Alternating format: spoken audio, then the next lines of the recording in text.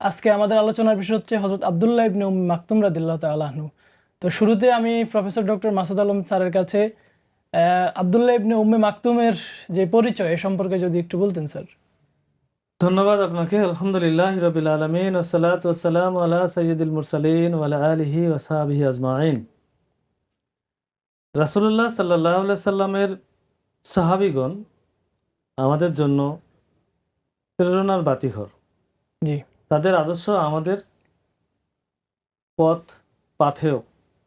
তো আজকে আমরা যে সাহাবী নিয়ে কথা বলছি, হযরত আব্দুল্লাহ ইবনে মাকতুম রাদিয়াল্লাহু তাআলা আনহু। বহুবিধ কারণে তিনি অত্যন্ত প্রসিদ্ধ একজন সাহাবী, খুবই খ্যাতিমান একজন সাহাবী। তিনি মক্কায় জন্মগ্রহণ করেন এবং রাসূলুল্লাহ সাল্লাল্লাহু আলাইহি সাল্লামের স্ত্রী উম্মাহাতুল মুমিনিন হযরত খাদিজা রাদিয়াল্লাহু তাআলা আনহার সম্পর্কে তিনি মামাতো ভাই, কোনো কোনো বর্ণনায় খালাতো ভাই বলে জানা যায় যে উম্মে মাকতুম রাদিয়াল্লাহু তাআলা আনহু তার মামাতো বা খালাতো ভাই ছিলেন। তো এই উম্মু মাকতুম তার মায়ের নাম ছিল আতিয়া, জি। আতিকা। তো এই উম্মু মাকতুম অর্থ হচ্ছে অন্ধের মা। আব্দুল্লাহ রাদিয়াল্লাহু তাআলা আনহু তিনি মায়ের পেট থেকে অন্ধ অবস্থায় জন্মগ্রহণ করেন। এজন্য তাকে উম্মু মাকতুম বলা হয়।